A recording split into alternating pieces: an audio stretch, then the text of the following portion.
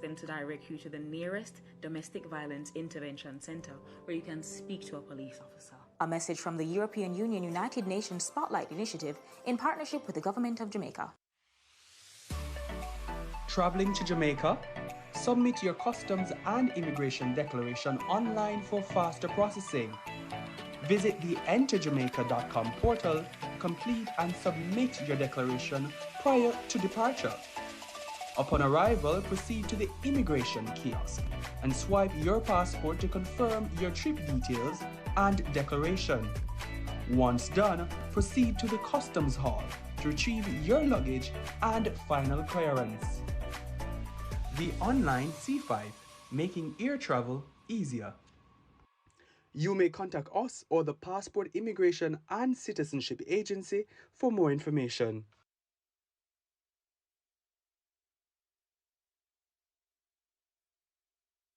The following is brought to you by the Office of the Prime Minister.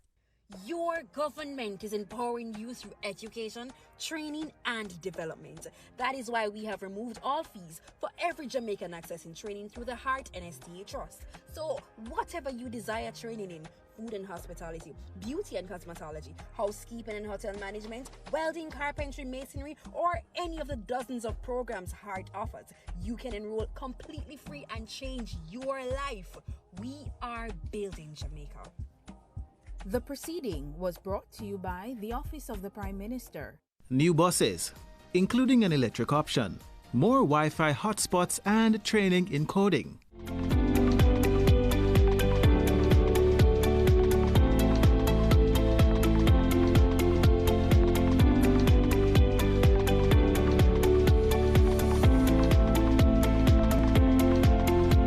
The Jamaica Urban Transit Company received 50 diesel and 6 compressed natural gas CNG buses in August and November, a welcomed relief for commuters. This obviously will alleviate a lot of the frustration and, of course, the waiting time, which has been up to 2.5 hours for certain routes. Going the eco-friendly route, JUTC rolled out its first electric bus for testing in April. The government also invested in a fire suppression system for JUTC buses that will automatically extinguish engine fires. Road safety remained a top priority in 2023 as the new Road Traffic Act came into effect on February 1. To enforce the act, a new ticket management system was implemented across Tax Administration Jamaica, the courts, Island Traffic Authority, and the Jamaica Constabulary Force. Major upgrades were undertaken at the island's 2 main airports. The Sangster International Airport runway extension work continued, and an additional $70 million was allocated to expand the check-in hall, outbound security, car park, and other areas. At the Norman Manley International Airport NMIA, new air conditioning units were installed, plus other upgrades.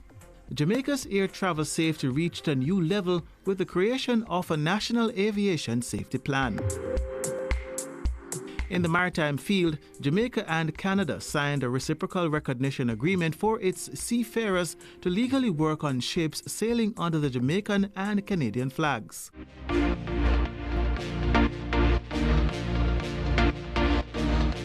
There are several impactful achievements for the Transport Authority in 2023. The true aspect of our new licensing management system called TAMES. We have gone through the various teething pains and we have done the necessary tweaking that were required, and we are very excited about the new prospect in terms of the Transport Authority's capability to deliver a license online to our customers. We have also concluded works on the Transport Authority's regulation, and that regulation is currently for CPC. I think the whole management of the transport sector is doing much better than over the last probably 5 years or so. Jamaica's digital transformation in 2023 was broadened with the expansion of internet access island-wide. All 14 parish capitals are now outfitted with public Wi-Fi sites. The National Broadband, Community Wi-Fi Hotspots, and Community Access Points programs were also strengthened. Under the TAP 3 coding program, USF and Heart NSTA Trust provided training to 100 coders. 40 coders who graduated at the start of 2023 received immediate employment with Amber Group Limited. The Universal Service Fund, USF, and eLearning Jamaica also signed a partnership to provide more technological support in schools.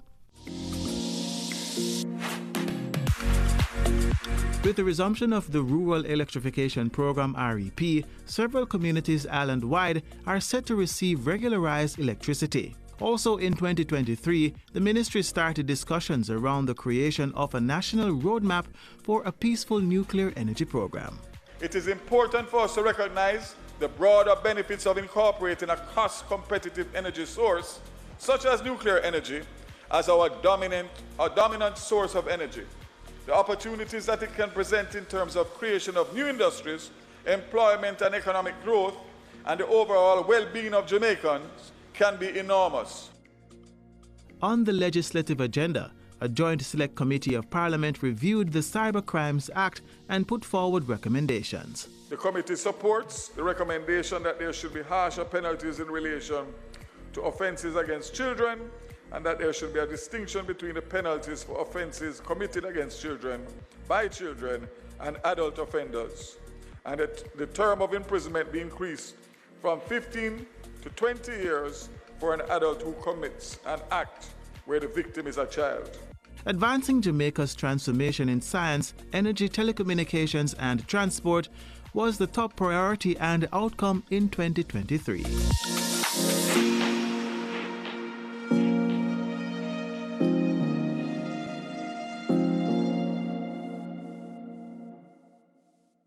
Turn the children's corner and check into the Burchester Hotel. Help Super Grover save the day. Order a snack and even learn to bake a cake with Cookie Monster and Chef Gonger. It's Elmo's wonderful world, and we're living in it. Friends, food, and fun. It's always a great time. Sesame Street, Monday to Saturday inside Children's Corner on PBCJ, the People's Station. We care about our minimum wage earners. That is why we increased the minimum from the previous increase of 13,000 to now 15,000. And as our economy continues to improve, you can look forward to even more increases. Your government is caring for you. We want you to enjoy the beauty of our island home, and that includes your beaches. That is why we are upgrading at least 9 beaches and equipping them with restrooms and other amenities for your comfort. Jamaica's beaches are your beaches. Your government cares about your recreational environment. On Sunday, August 11th, in the quiet community of Cherry Tree Lane in Clarendon, our entire nation was shaken by a brutal act of violence. Gangsters mercilessly took the lives of 8 innocent Jamaicans, including a 7-year-old boy. These criminals will strike again, destroying more families and more communities, unless we stand together to stop them. If you have any information that can help bring these killers to justice, please share with the security forces. The government has established a reward fund of $25 million for information leading to the arrest and charge of the perpetrators who committed this heinous act. The facilitators who supply them with the arms, intelligence, and the transportation. And those who harbor and protect these criminals after the crime. If you know something, say something. Call Crime Stop at 311 MOCA at 888-6622-847, the NIB at 811, or JDF at 837-8888.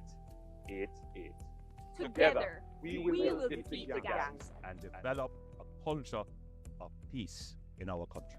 The proceeding was brought to you by the Office of the Prime Minister. Hello, hello, hello. Hello, one and all, short and tall, big and small. I'm so honored that you are choosing to spend time with Amina from Kingston, Jamaica. Spend time with Amina Saturdays at 2 p.m. inside the Children's Corner, right here on PBCJ.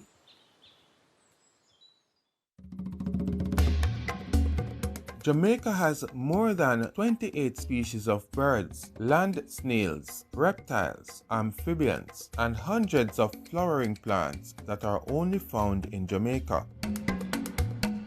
I am Marlon Samuels. Join me to learn more about Jamaica's native and endemic flora and fauna.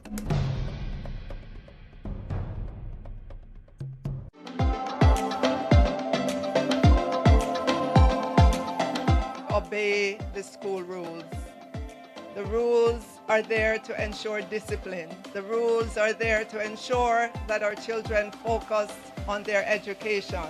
And so if the school says it's brown shoes, not black, we want you to make that investment on behalf of your child. If the school says a tie, please don't send your child without a tie.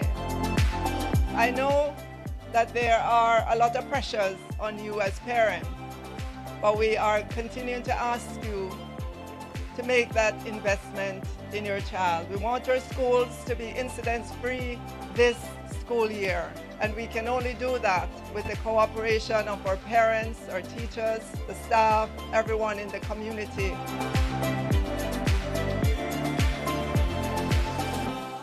Me, I go show them my way of justice. I'm abused.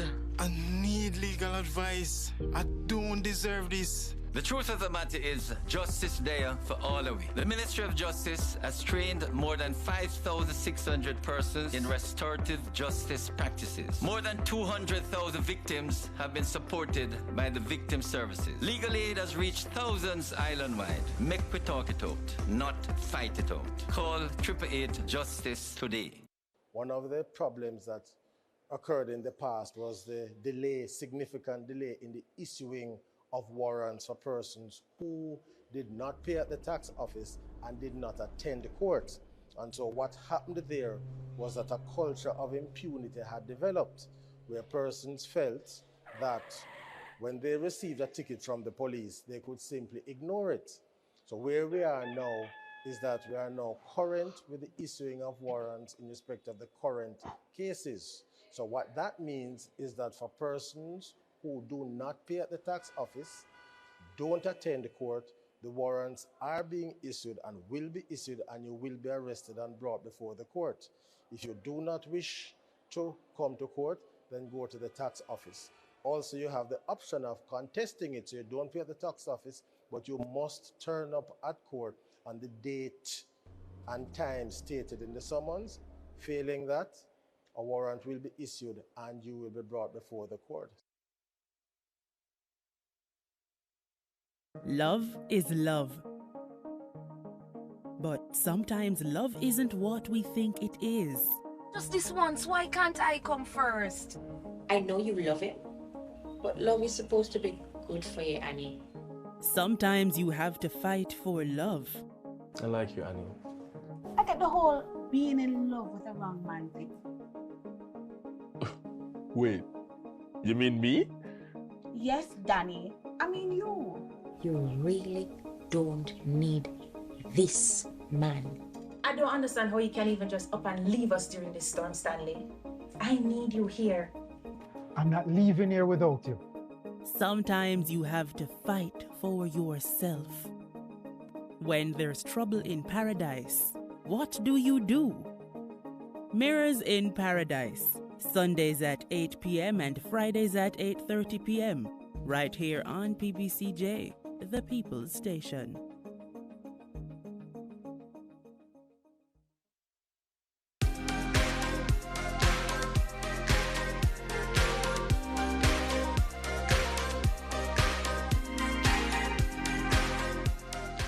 The transformation of the force took a major step this in 2023. We continue to expand the quick response unit. We have also been exposed to greater training that enhance our investigative capability. And we've also upgraded our microwave system and radio network. So that's just a minor fraction of the achievements of the Ministry of National Security in 2023. Here's a full recap, and we start with our Honorable Minister, Dr. Horace Chang. We have been able to continue our investment in the police force. We, in fact, impacted 35 police stations, which brings us near to completing our refurbishing of the police station law program ROC. We'll, of course, have completed the procurement on a number of further new stations, which will make a significant impact on the police infrastructure, like the new division headquarters in Westmoreland and Spanish Town. We have, in fact, taken the digitization of the force to a higher level. We have completed the radio communication P25 system, and we're in the process of connecting all our police stations across the island. We have recruited 1,263 young Jamaicans who have joined the force, and we have expanded specialized training program at Twickenham Park College. Basically, the focus of the year 2023 was about people, quality, and technology. Over 2023, we have rolled out our case management system, which is really the database replacement, the electronic replacement of the old station diaries. We have explored and started to implement satellite technology, and we've also upgraded our microwave system and radio network. That will continue into 2024. We received 3,000 additional devices that are part of the traffic ticketing system. Our investments in technology, in cameras, in surveillance equipment has allowed us to keep pace with it, to keep up with what is going on. We've also incorporated more canines into the force. We just got in an additional 23 dogs out of Colombia. And we're not done yet, because the Ministry of National Security made significant achievements in clearing case files and managing public order on our roadways. In 2023, as it relates to the strategic priority of crime, control, and reduction, of the 2,970 major crime incidents reported, 1,453 have been cleared through arrest. We have arrested over 517 persons for murder, and in so doing, cleared over 600 murders. Whilst in shooting, we have arrested 385 persons and cleared over 418 cases. In terms of sexual offenses, we have arrested 994 persons and cleared 980 incidents. We have seized a record amount of 1,638 kilos of cocaine, valued at 91.8 million Jamaican dollars. We have attained a level that we have not seen for years within the JCF. As it relates to the Public Safety and Traffic Enforcement branch, I would like to relate 4 achievements of this branch in 2023. We continue to expand the Quick Response Unit, where we are across some 12 divisions at this point in time. And it has aided us in our response to be more quickly to intercept offenders who commit street crimes, as well as to carry out our surveillance activities. We have executed some 500,000 prosecutions so far, and this is 10% ahead of 2022. We also have the successful implementation of the electronic traffic ticket device. So we continue to perform as a branch to ensure that we protect and serve the people of Jamaica. My portfolio is the Department of Correctional Services, and a few high points for 2023 are that we were able to achieve quite a number of things.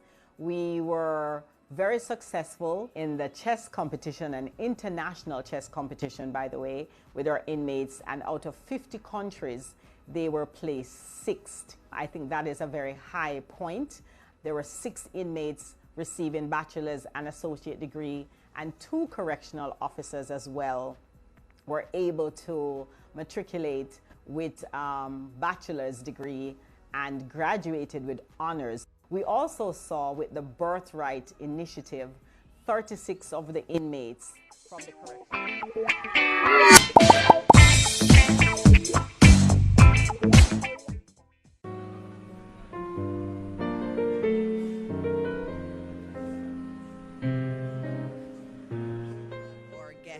this morning. In this special post-cabinet press briefing, we do have some important individuals with us. Here we have our Minister of Foreign Affairs and Foreign Trade, the Honourable Kamina Johnson-Smith, with us. We also have our Minister of Labour and Social Security, the Honourable Pernell Charles Jr., also here with us. It's good that you could come, Minister, and take some time from giving out Beryl checks to everyone.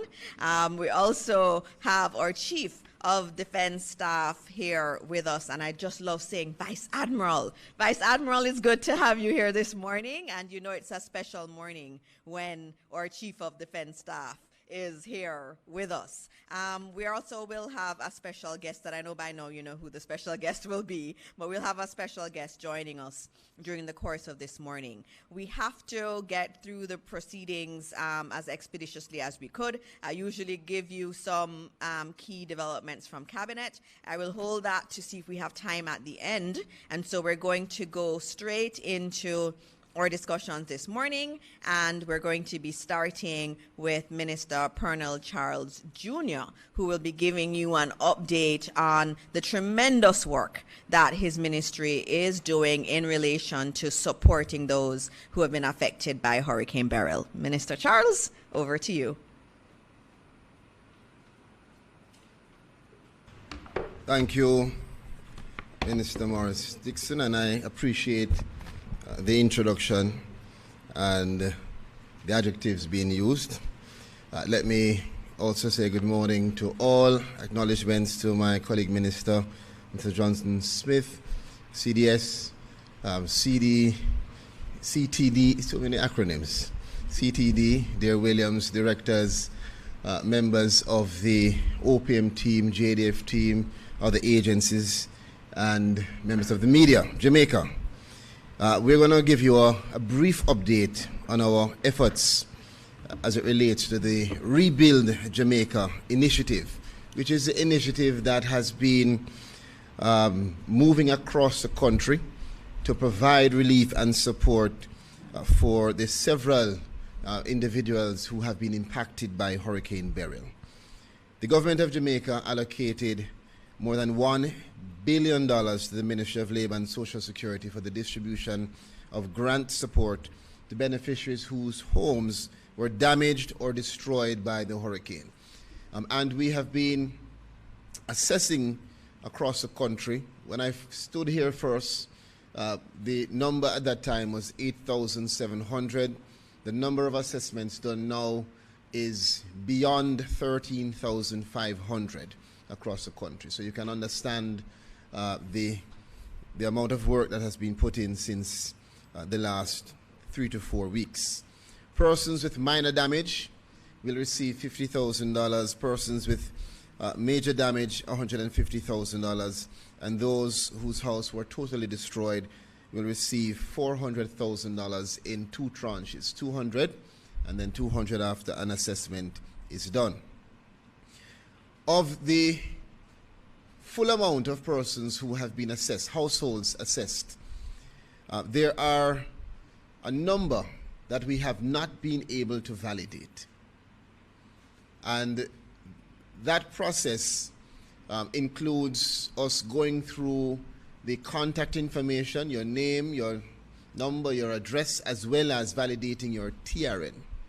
What this has exposed is that a little under 5,000 of the 13,500, we have not been able to validate the TRN for one reason or the other. Either the name is spelled incorrectly, or your name might be Sasha, and you tell us it is Sasha, you spell it S-A-S-H-A, but your TRN has it as S-A-S-C-H-A, or the TRN number that you gave us was incorrect, because in our interaction and engagement with citizens, many did not have their TRN card.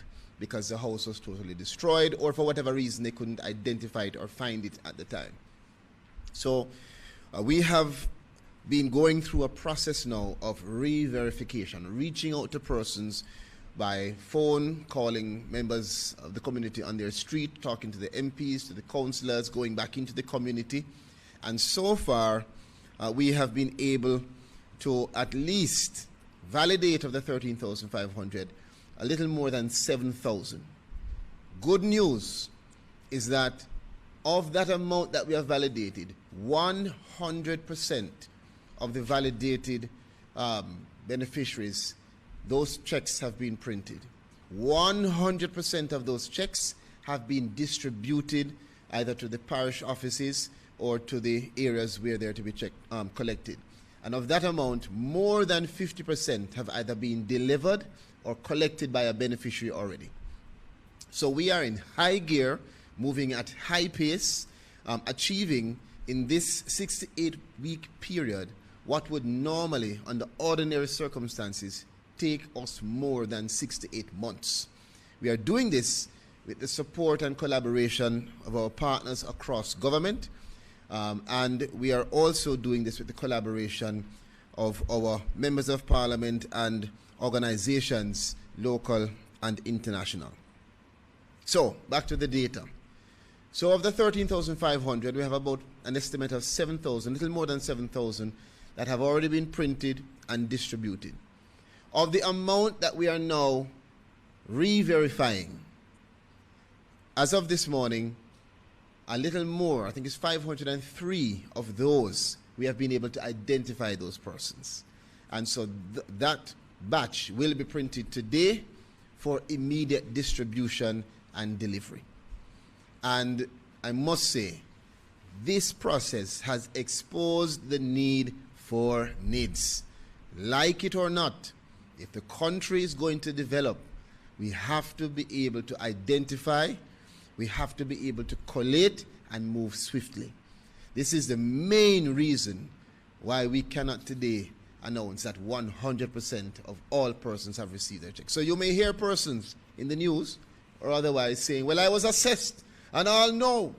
I don't see somebody come and give me a check. And I'll know I don't hear my name called. Primarily, it is because of the inability to validate you. All persons who have been validated, their checks have been printed. So let me make that very clear. And I want the media to be clear with that, because those questions have been asked. Of course, St. Elizabeth is the parish with the largest number of assessments, still ongoing, and the largest number of checks printed come from St. Elizabeth, more than 1,245, at a value of more than $116.4 million, and that's ongoing. And that's followed by Clarendon with more than 1,055 checks printed at a value of an estimate of 98.3 million, call it $100 million. And St. Mary follows in third place, followed by Manchester and then Portland, and on and on. So we hope, and we are working towards being able to put in place processes to speed up the re-verification. So there are persons who have indicated to us that they do not have a TRN or they cannot find their TRN. And one of the things that we have instituted is the use of a proxy, so that you will be able to identify someone responsible who can serve on your behalf with the necessary verification to receive the check on your behalf. Additionally, we can give the indication that in addition to the checks being provided by the government of Jamaica, 50, 150, and 400, through our collaboration with the UN World Food Program, there will be an additional cash grant provided for several of the beneficiaries who are in the more vulnerable categories. And 1.4 million US has been provided by the UN World Food Program to deliver cash grants to some of the worst affected families with children, persons with disabilities, and elderly members. Payments of that tranche will commence in September.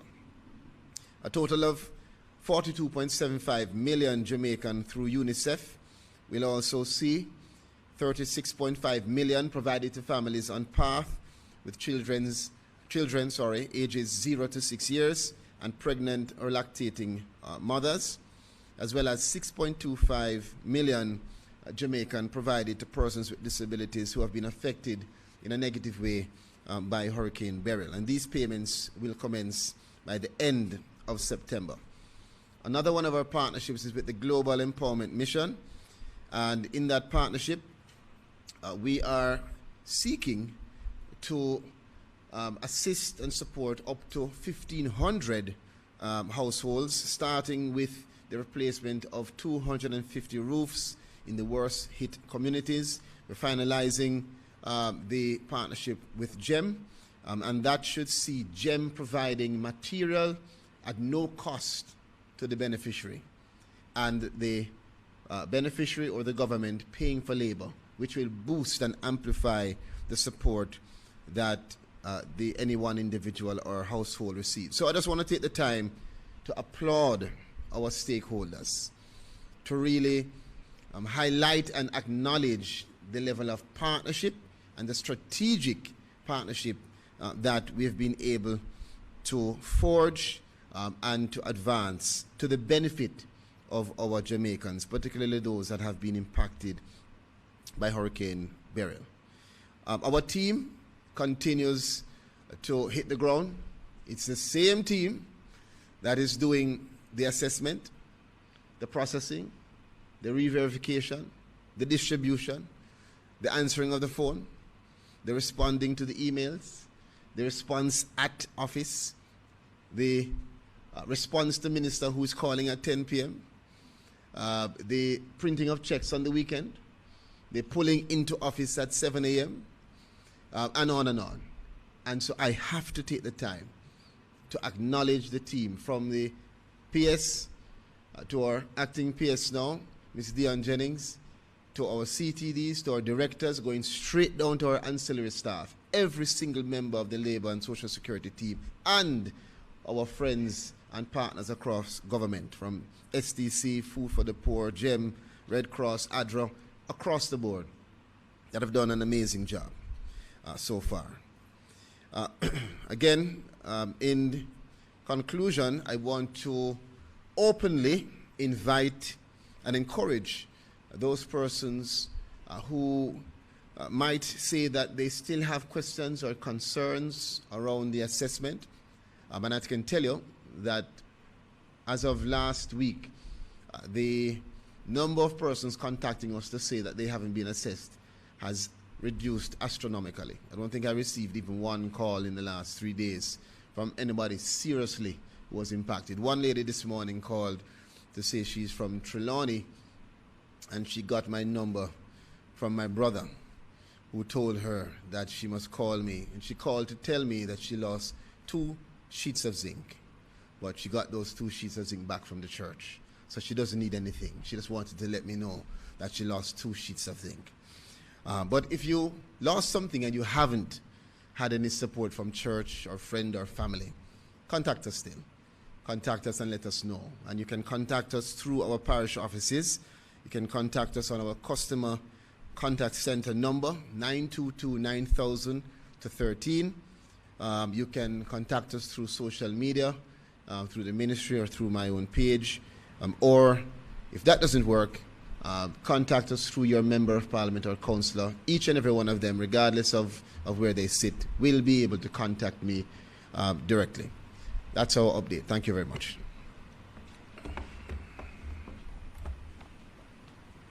Thank you, Minister. Don't go yet. We just need to check if there are any questions from the media in relation to the Beryl relief efforts.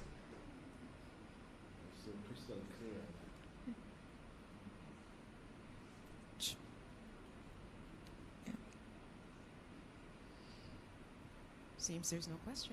Okay, all right, thank you. You got off. And I think it is because of the good work that he is doing in relation to Hurricane Beryl. So we're going to be moving on from the relief efforts, and we do have some updates that we need to give, and we do have a special guest who is supposed to be going through those, who is not here as yet. And so in the interim, what I will do is I'll ask if there are any other questions in relation to any cabinet matters that the media has. I can take those now, and then I will go through my initial opening with giving you some updates in terms of what was discussed in cabinet. But I will just check if there are any questions in relation to other cabinet matters at this time.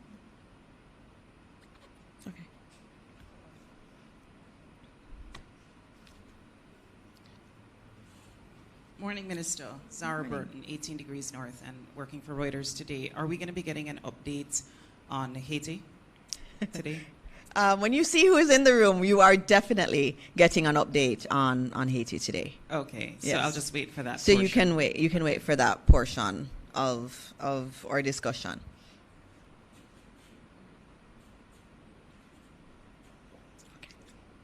All right. I'm not seeing any questions, which is very interesting because. Oh, sorry. That's okay. Go ahead. Could you provide an update on the supplementary estimates of expenditure that is expected to be tabled, I suppose, sometime soon? Will that still take place, and could you indicate to us whether it will take place so soon as... Pardon me? Okay, They're sorry. asking you to stand. Could you indicate for us if it will take place as soon as the Parliament resumes? Sure, and you should introduce yourself. I'm sorry, Edmund Campbell from the Gleaner Company. Wonderful, thank you. And thank you for that question on the supplemental estimates. We actually did discuss that in Cabinet yesterday, and I keep noting Minister Clark is still the Minister of Finance. He is not going anywhere. We're not allowing him to leave until he has finished things. Yesterday, I spent a long time talking to him about things I needed to get approval through the Minister of Finance. He's very much working, and the supplemental estimates are expected to come to Cabinet within a matter of weeks, and then it will go through its regular process through the Parliament. Thank you, Minister. There are, or special guests are walking over shortly. All right, I'll just take another one until may I just until remind they're the here. media just to identify yourself. We do this every week, so identify yourself, and if you could stand so that the camera can find you. Zara.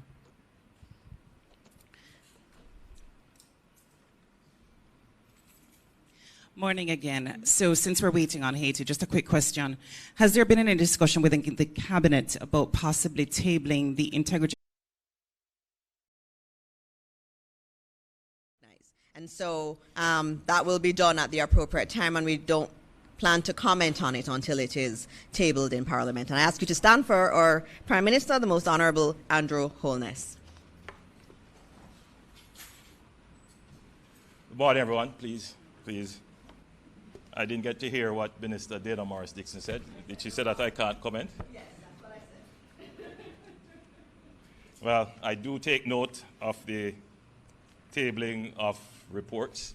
I believe one of them has to do with my statutory declarations. I'm pleased that they are now before the Parliament, and I am equally anxious to have them tabled so that I can address them publicly.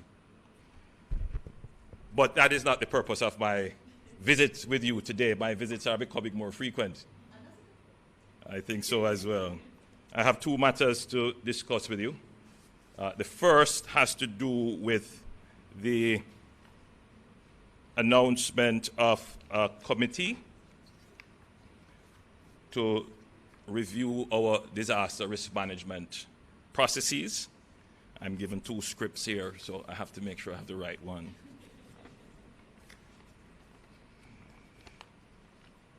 As Jamaica continues to navigate the increasing challenges posed by both natural and man-made disasters, we must commit ourselves to a pathway of resilience. In recent years, the intensity and frequency of such events have grown. For Jamaica, this means that we must stand ready to respond swiftly and effectively to safeguard lives and livelihoods and our critical infrastructure. The most recent reminder of our vulnerability came with Hurricane Beryl in July 2024. Beryl caused significant damage across parishes, affecting thousands of households and leaving many Jamaicans without shelter, water, electricity, and nowadays, a human right, internet connectivity.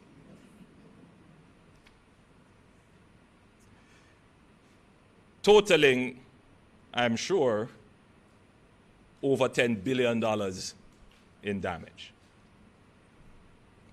The Beryl experience highlighted the urgent need to enhance our resilience.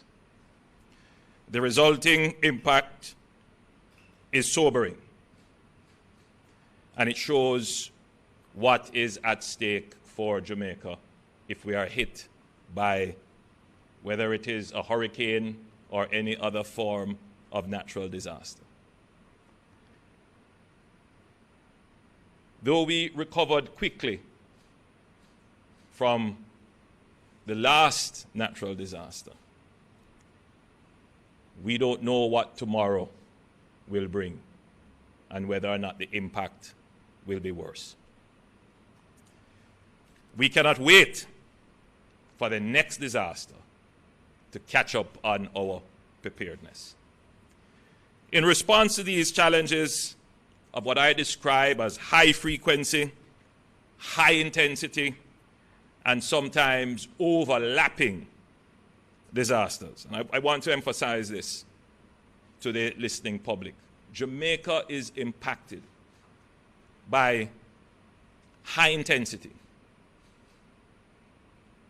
The impact is great.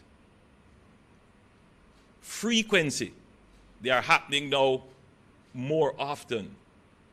But the part that we must pay close attention to is that these disasters, these unexpected shocks, are also overlapping. So you could have a pandemic, then you are hit by an economic crisis, whether it is supply chain impact or inflation impact, and then you could be hit by a natural disaster such as a hurricane, and you could be dealing with all three all at once. Or you could be transitioning out of one and then you are hit by another. And that is the nature of the world today. And governments have to be constantly prepared for this. So in response to these challenges of high frequency, high intensity, and overlapping crises, the government established the Disaster Risk Management Review Committee. This committee is tasked with strengthening Jamaica's preparedness for disasters and ensuring that we are ready to meet future crises head-on. The DRMRC, that is the Disaster Risk Management Review Committee, will focus on critical areas such as infrastructure resilience, essential services like water, electricity, and telecommunications, as well as medical services and community preparedness. These sectors are crucial in maintaining stability in times of crisis, and any failure in these areas can have widespread consequences. The DRMRC is led by Major General Anthony Anderson, a public servant with decades of experience in disaster management and national security. The committee also includes Dr. Paris Leahy, Jr., a leader in geospatial technology. It includes Mr. Jonathan Grant, a retired senior public official in the Ministry of Finance, I believe, and Ms. Trudy Deans, a consultant who has been instrumental in initiatives such as the Jamaica Education Transformation Commission. Together, this team brings a wealth of expertise and experience and will guide our efforts to build a more resilient Jamaica. The DRMRC's mandate is to, one, assess vulnerabilities in critical infrastructure and services to ensure they remain operational, even during disaster events. Critical infrastructure includes water supply systems, electricity grids, telecommunications networks, and transportation routes. These are the backbone of daily life and must remain operational. The focus will be on ensuring that these essential services are designed, maintained, and upgraded to withstand the impact of hurricanes, floods, and other disaster events. Secondly, the committee will evaluate emergency services to ensure they are equipped to respond quickly and efficiently to crises. The committee will thoroughly evaluate the readiness and capability of all of Jamaica's emergency services to ensure that they are in top shape. And three, to provide recommendations for improving national and local disaster response frameworks, ensuring better coordination between agencies. The work of the DRMRC is not just about addressing the immediate risks posed by disasters, but about building a culture of resilience in Jamaica that prepares us for the future. The ultimate goal is to ensure that our infrastructure services and communities are equipped to handle any challenge, ensuring the continued safety and well-being of Jamaicans, and indeed the continuity of government in the face of any serious natural disaster challenge. The impact of Hurricane Beryl is a call to action. Hurricanes such as Beryl gives us a stark reminder of the importance of preparedness. Every year, under the Disaster Risk Management Act, this room is filled with all the agency heads who are a part of the Disaster Risk Management Committee. We meet at hotels elsewhere and we gather and we discuss our preparedness. But you are never truly prepared until you are tested. And Beryl was a test. From where I sit and having the kind of general view of the system, I'm inclined to say that we performed creditably.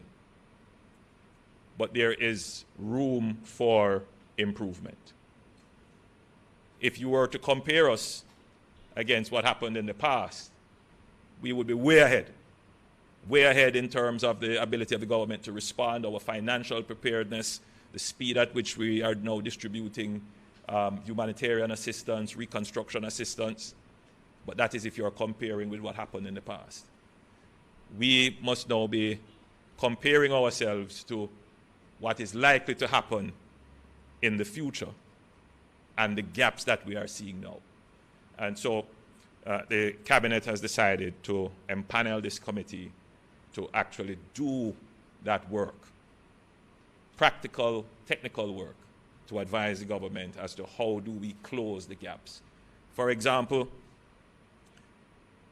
when Beryl struck, several communities were without water, which shows us that your water system, for it to be resilient, can't be reliant on only the sole provider of electricity in the country. It has to have some resilience of itself, some backup system of itself. So that has to be looked at, that has to be studied, and the government advised.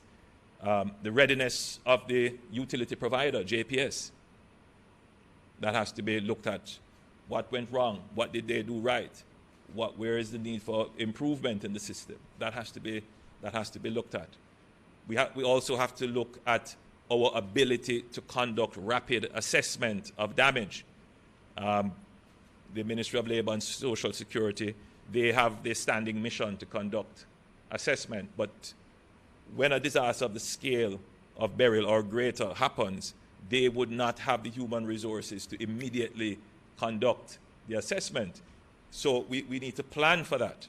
Where are the standby capabilities?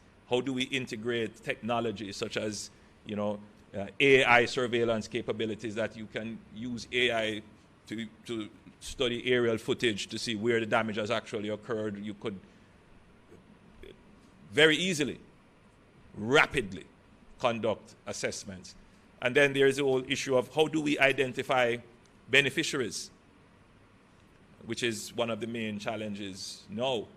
You go, you assess someone, you collect their information, you prepare a check for them, but then you go back and try to find them. You can't find them. So there are many issues, many gaps. And how do we manage international philanthropy? So we have a central focal point, but you'll always have the case where someone will say, well, I don't want to give to government, I want to give to someone else, and you will have other people coming up to set up philanthropic organizations. All of that needs to be coordinated so that the impact of international assistance is properly channeled and targeted. So I repeat, my own assessment is that I think we have performed creditably, but there are gaps. We can't compare ourselves to what happened in the past. We have to be looking forward now to ensure that for the threats to come, which I have said, they are intense when they happen, they are more frequent, and they tend to overlap. So we have to have that capability. So this is the Cabinet's response, first response in developing this committee. I could stop to take questions on this before I go on to the next matter. 2 questions, if you agree. All right, if there are no questions, then I'll go on to the other matter.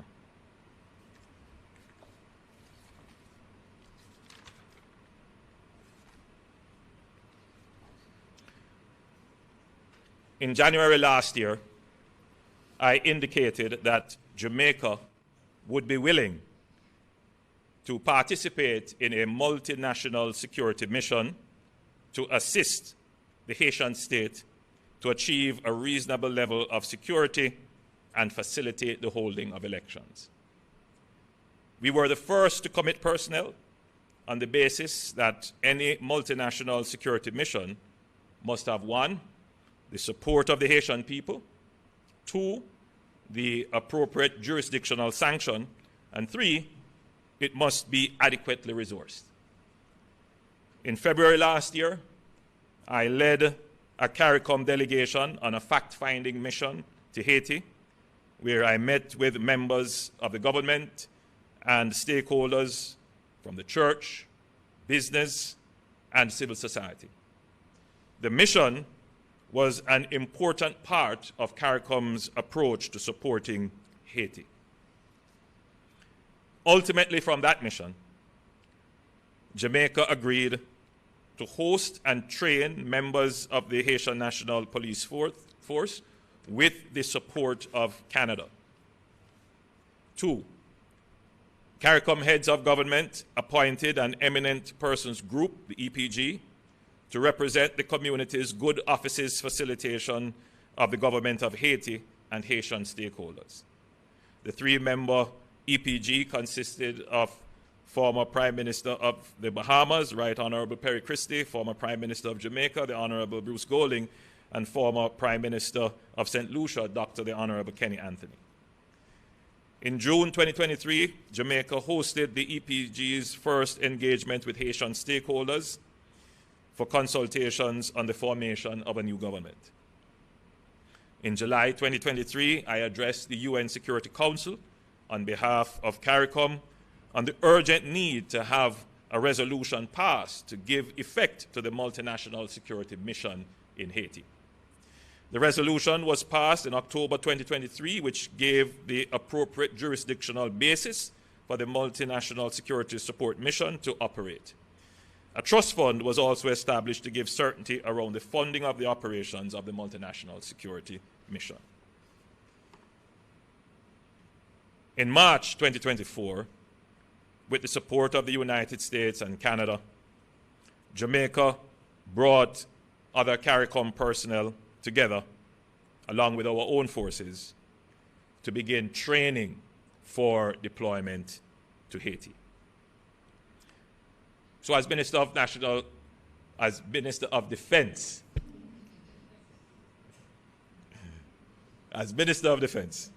today we announce that Jamaica will begin its participation in the multinational security support mission with the deployment of 24 personnel to Haiti to provide command, planning, and logistics support.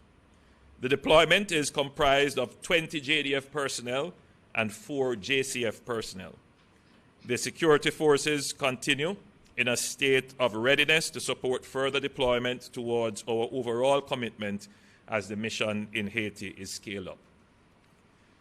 Jamaica has close fraternal ties to the people of Haiti, and we stand in solidarity with them. Jamaica also has a national security interest in the situation in Haiti, one of our closest neighbors. It is in our interest to support a long-lasting resolution to the problems in Haiti. Here in Jamaica, we see the growing entrenchment of gangs who organize the production of armed violence with a view to economic gain, spreading terror in communities and weakening the state's guarantee to citizens' security. We see this as an evolving existential threat to law and order and the proper functioning of institutions of the state, not only in Jamaica, but in several countries across the region. It is a regional problem. The threat of gangs must not be viewed as only a citizen-to-citizen problem, where regular policing and the criminal justice system would be sufficient to address the problem. The threat is at a level in the region where gangs and organized armed violence they produce is a threat to the very state. Haiti is the example of what could happen if states and governments do not take the problem seriously and put in place the measures and resources necessary to bring the problem under control. I wish to thank the members of the security forces who will be deploying to Haiti, and I wish them well, and obviously we pray for their safety and security. I know their conduct will be exemplary, and they will take every precaution for their personal safety. I also want to acknowledge the support of our international partners, the US and Canada in particular, and the work of CARICOM in supporting the process in Haiti.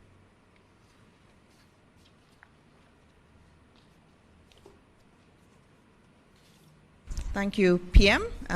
It was anticipated. I see the hand already up in terms of questions. I see 5 hands up already. Naomi, over to you. And PM has to leave.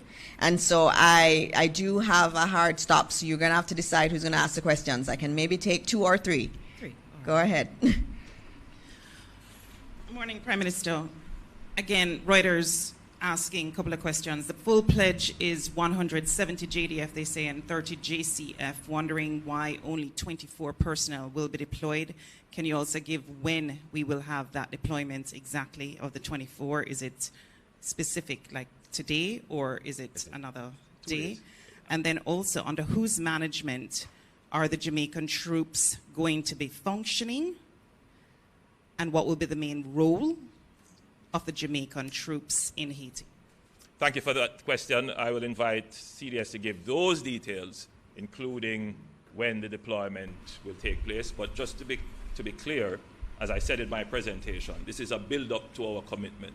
None of the countries that have made commitments have deployed all at once. It's not practical. It's not possible.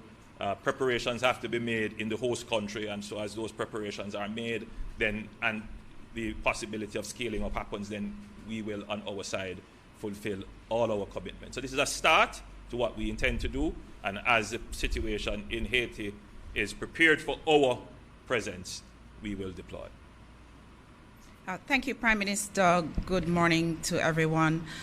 In respect of when we will deploy, we expect to deploy on Thursday the 12th. That is in 2 days' time. Why 24 and what are we going to do? We have been preparing for this deployment for over a year. Once we got the indication that Jamaica was prepared to participate. And so it takes a lot of planning. We're at this stage now, we've done our due diligence, and we're at the stage now that we can deploy the persons that we have committed to support the command element of the MSS as the mission rolls out, as the Prime Minister has indicated. So the Jamaican contingent will be under the command of local Colonel Kevron Henry. He is the designated deputy commander of the overall mission. We're also ensuring that within the planning and operations of the headquarters that the Jamaican contingent will occupy key appointments to ensure that we bring our expertise and bring our interest in the mission to the forefront in the headquarters. What was your other question? Did I miss any?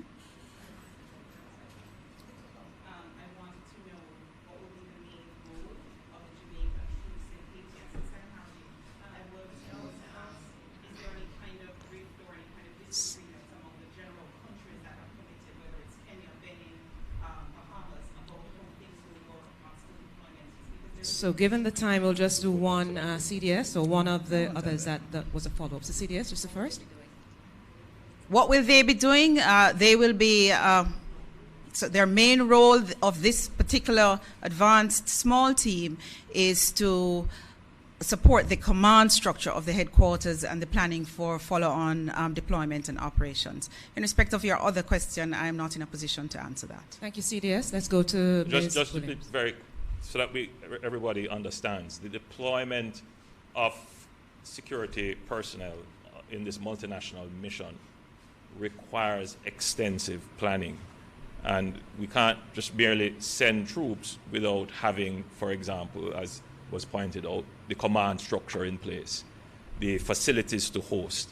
So what you're seeing now is the build-out towards that. So we want a very successful operation, and the operation should have no shortcomings because there was any failure to plan. Thank you, sir. Kalisha? That's it. Kalisha Williams, Television Jamaica. Mr. Holness, the PNP has been demanding that Parliament be convened to table the IC report. What is your response to that? And also, how concerned are you about the documents being leaked days after it was sent to key stakeholders in the Parliament? Thank you. My response is that as soon as it is possible, as soon as Parliament is convened, the date set for the convening of Parliament was the 17th. So as soon as that date is there, I'm certain the report will be tabled, and I'm eagerly looking forward to it being tabled. I'm concerned about leaks, very much so. Concerned to the point where members of the opposition could say with definitive certainty when the report was going to be tabled and what was the content of the report. I am very concerned. And that was even before the report reached Parliament. Our final question, Right. sir. Edmund? Next question. Edmund Campbell, Lena Company. Prime Minister, are you, as a leader of CARICOM, are you disappointed with the pace with which the multinational forces that have been deployed since, I think, June, are making in terms of, well, making inroads in terms of displacing the gangs in Haiti, particularly in Port-au-Prince? I believe they're about 80%, if I'm not mistaken, of the area is still controlled by the gangs. Are you disappointed that the multinational forces have not been able to make a greater impact? And do you believe that the intervention with our deployment could possibly make any difference? I laid out in my presentation the steps that we have gone through to get to this point. I didn't outline all the steps, but the critical ones to get to this point. It can be a long and extended process. As to whether or not I am disappointed, my response to that is I understand all the moving parts that have to be properly aligned for the mission to be successful. The multinational security support mission is not the only line of effort for the resolution of the problems in Haiti. That is just one line of effort. There are important and significant diplomatic effort being made and stakeholder effort being made. And I think at this point we should commend the people of Haiti, their civil society and their church and all the other political figures involved who have managed to come to some kind of understanding as to the way forward. So there are many processes that are ongoing. I think it would not be wise to prepare the region to believe that the multinational security mission would be the only or final solution to the problem. They are there to support, and we build up in a very structured way to ensure that all elements of the plan for Haiti work together in the most peaceful way, with the least loss of life, and with the greatest impact for a long-term, enduring solution. Thank you very much. Thank you, everyone.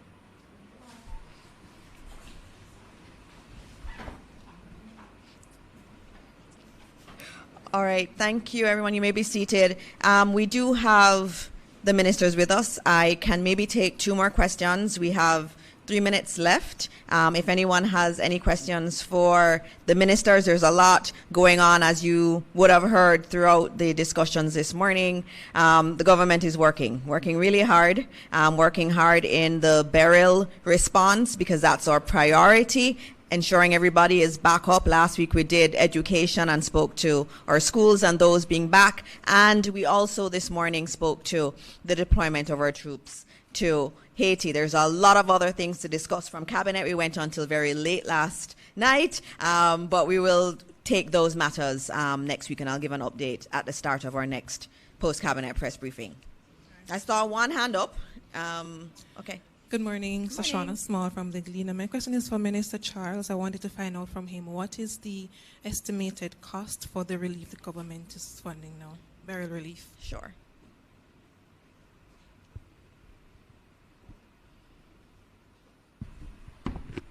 The allocation from the government is $1 billion. There's an additional $300 million to that, making it $1.3 billion for the entire relief program. And just to note, even yesterday, Minister Charles was advocating for more funds, again to Minister Clark, emphasizing that everybody who needs to be helped should be helped, and that's a priority.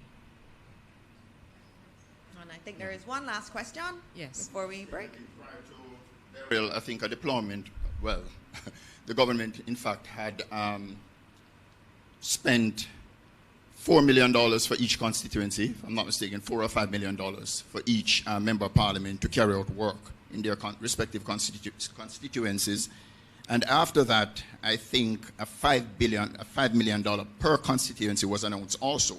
Now with the REACH program taking effect soon, I suspect, with $3 billion to be divided among the constituencies. I'm just trying to appreciate and understand if, first of all, the first sums that were spent or were supposed to be earmarked for the constituencies, if those have already been spent, and if in fact it will be somewhere in the region of $47.6 billion that will be additional sums that will be allocated to the various constituencies for work under the REACH program.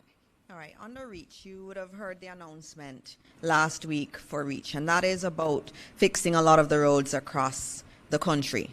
And everybody who drives on the road knows that, you know, we had issues before. We've been having issues for decades with our roads. But we know that with Beryl, that got worse. And so that allocation in relation to REACH is to do patching all across the country. So that's more patching work. And that is the 3.5 that you would have heard about that was announced last week. There were other allocations given to members of parliament before, as you said, and after. And so when we look at the entire Beryl relief, and the spend, we actually have to look at many different areas also, because there is the education budget that would have been put in place. There's also the support to our farmers also that would have been a part of that relief effort. And I know at another post-cabinet, I also spoke to allocations that would have been given to the Ministry of Health in order to do the vector control, and especially with all of the huge mosquitoes that we've been seeing. So there are many different elements to the relief. I don't have the full numbers that I can give you with every single entity, because even just yesterday we would have seen submissions from other areas saying we need some support in order to do Beryl. But what I can do is for next week's post-cabinet, I can put together how much the government has done. And I think this is also something to celebrate as a country, because we've had a major hurricane pass through, yes, on the south, but many communities were affected. And for us to be able to do all of these relief efforts out of our funds, not through a loan, is absolutely fantastic. And it is something we've not been able to say before. And so I think we should all celebrate as Jamaicans that we've been able to do this and to find these allocations, even though the ministers do say we need some more and we wish we had more. But it is still a really great testament to the hard work of a lot of people that we're at this point today. And so we will end with that and end with Minister Charles's note on the number of individuals who are who have been affected by Beryl and who are getting that support, and reminding you, if you need assistance, the Ministry of Labour and Social Security is here to assist you. And so I will see you again next week. Next week, Wednesday, will be our post-cabinet press briefing. We're going to take the post-cabinet press briefings on the road.